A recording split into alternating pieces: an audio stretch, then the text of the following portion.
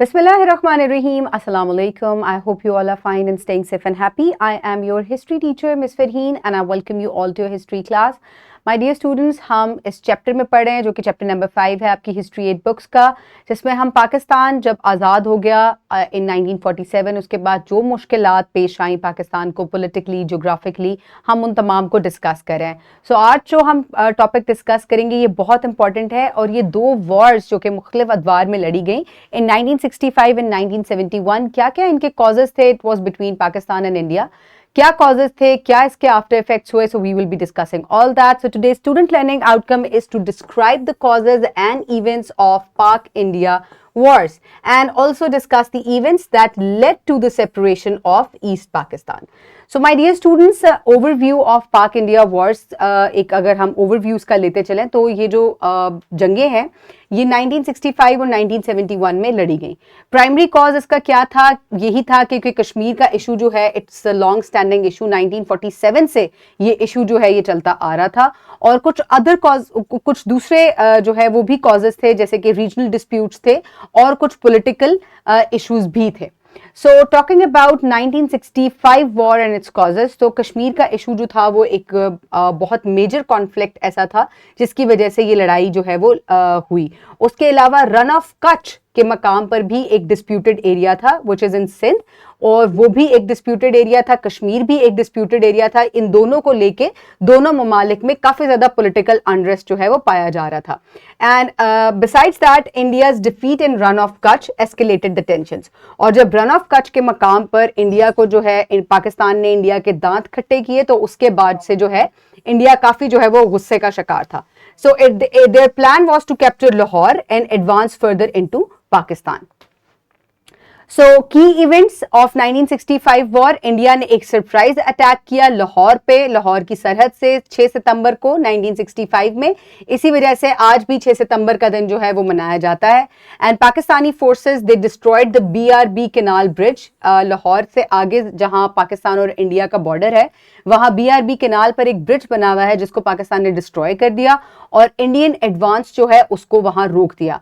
दूसरी तरफ सियालकोट से जो है वो टैंक बैटल शुरू हुई और पाकिस्तानी सोल्जर्स जो हैं उन्होंने बहुत बखूबी जो है वो इसको रिपेल किया. और कहा जाता है कि जब बहुत भारी टैंक जो इंडियन टैंक्स हैं उन्होंने जब पाकिस्तान पे हमला किया तो कहा जाता है कि पाकिस्तानी सोल्जर्स जो हैं उन्होंने बम बांध के वो उनके टैंकों के आगे जो है वो लेट गए थे, यानी कि मोराल इतना हाई था अपने कंट्री को प्रोटेक्ट करने के लिए.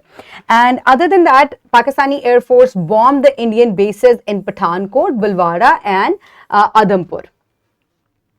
So end of 1965 war, how it ended, UN had to intervene into it and there was a ceasefire on 23rd September 1965 और उसके बाद ताशकंद एग्रीमेंट हुआ जिसमें दोनों ममालिक जो हैं उन्होंने जो एक दूसरे की टेरिटरीज पे जिस पे कब्जा किया था वो उन्होंने लौटा दी.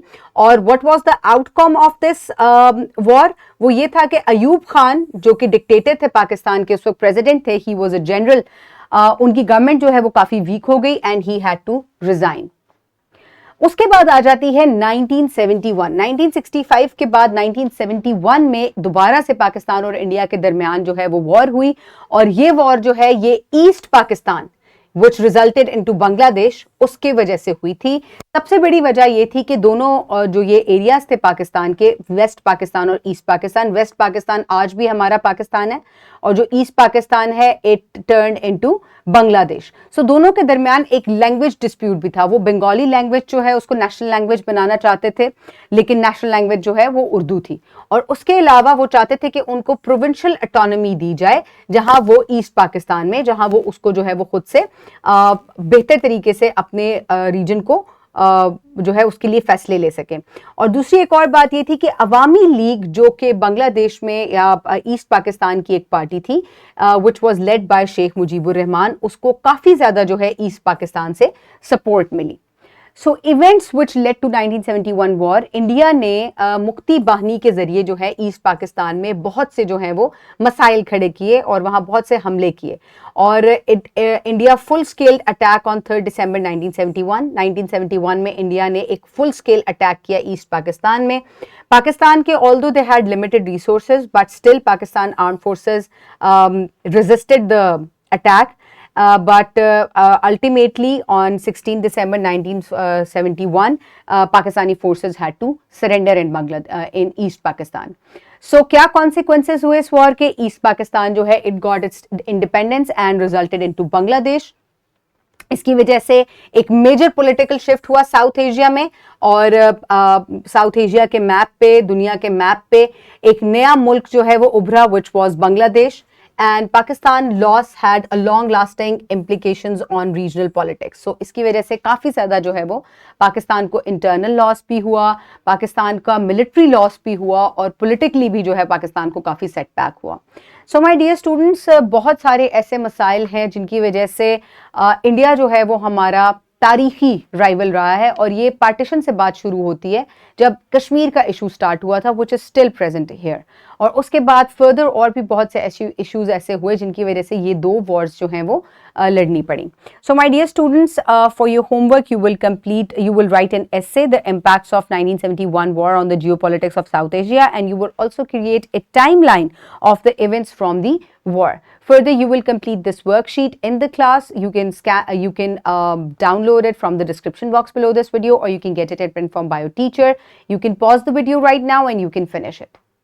I hope everybody has finished the worksheet. I hope you have enjoyed today's lecture, जिसमें हमने 1965 और 1971 की wars, उसके causes और effects को discuss किया. Have a good day. Thank you so much and Allah Hafiz.